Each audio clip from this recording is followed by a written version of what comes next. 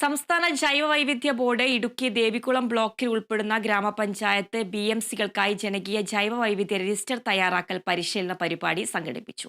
രണ്ടാം രജിസ്റ്റർ തയ്യാറാക്കുന്നതിനുള്ള പരിശീലനമാണ് നടന്നത്. മൂന്നാർ ഗ്രാമപഞ്ചായത്ത് ഹാളിലായിരുന്നു സംസ്ഥാന ജൈവവൈവിധ്യ ബോർഡ് ദേവികുളം ബ്ലോക്കിൽ ഉൾപ്പെടുന്ന ഗ്രാമപഞ്ചായത്ത് BMC-കൾക്കായി ജനകീയ ജൈവവൈവിധ്യ രജിസ്റ്റർ രണ്ടാം ഭാഗം തയ്യാറാക്കലിന്റെ ഭാഗമായുള്ള ബ്ലോക്ക് തല പരിശീലന പരിപാടി സംഘടിപ്പിച്ചത്.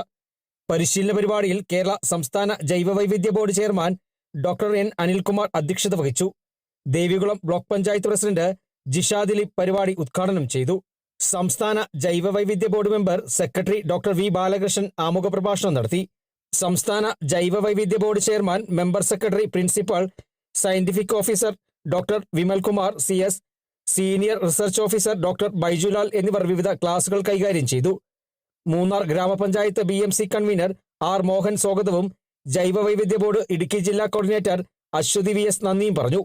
വിവിധ ഗ്രാമപഞ്ചായത്തുകളിൽ നിന്നായി പ്രസിഡന്റുമാർ, സെക്രട്ടറിമാർ, BMC അംഗങ്ങൾ തുടങ്ങിയവർ പങ്കെടുത്തു. Kerala vision news, Idukki.